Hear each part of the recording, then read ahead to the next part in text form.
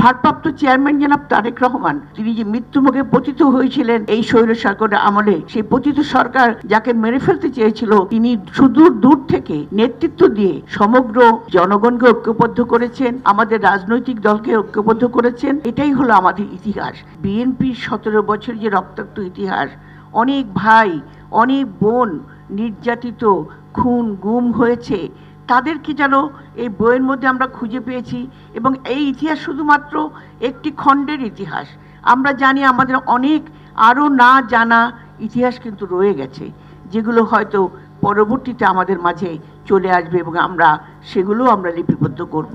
কারণ ইতিহাস সবসময় সত্য এবং বাস্তব ভিত্তিক হতে হয়। এখানে একটি কথা জনাব সাইফুল ইসলাম বলেছেন, যে কথাটাকে আমরা মনে করি যে আমরা কারা। এই যে জুলাই যোদ্ধা বলতে আমরা সকলে জুলাই যোদ্ধা, এই কথাটা কিন্তু আজকে আমাদের মনে রাখতে হবে।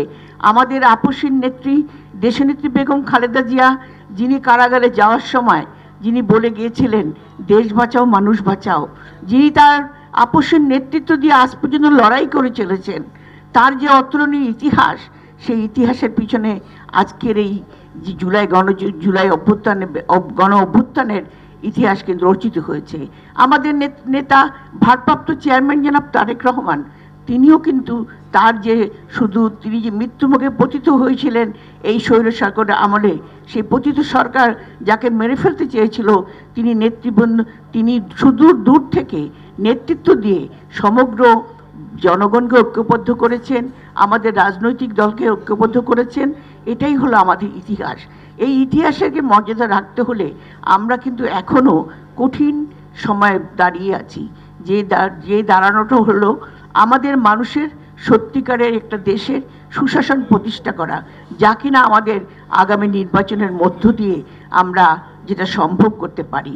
আমরা রাষ্ট্র সংস্কার দিয়েছি, আমরা জানি সবাই এই সংস্কারের মধ্য দিয়ে আগামী দিনে আমরা ঐক্যবদ্ধ থেকে দেশকে নির্বাচনের যে চ্যালেঞ্জটা আমাদের সামনে এসেছে, সেই চ্যালেঞ্জ আমরা উত্তরণ ঘটাবো। কারণ বিএনপি এবং আমরা জানি আমাদের সঙ্গে যে রাজনৈতিক দল যারা গণতন্ত্রের জন্য লড়াই করেছেন, সবাই কিন্তু আজকে আমাদের একটাই চিন্তা, একটাই আমার নেতার সেই কথা, দেশ বাঁচাও মানুষ বাঁচাও। আমাদের জনাব তারেক রহমান যে কথাটা বলেছেন, সবার আগে বাংলাদেশ, সেই কথাটাকেই আমরা সত্য মনে করব, সেটাকে আমরা সম্ভব করব ইনশাল্লাহ আগামী দিনে।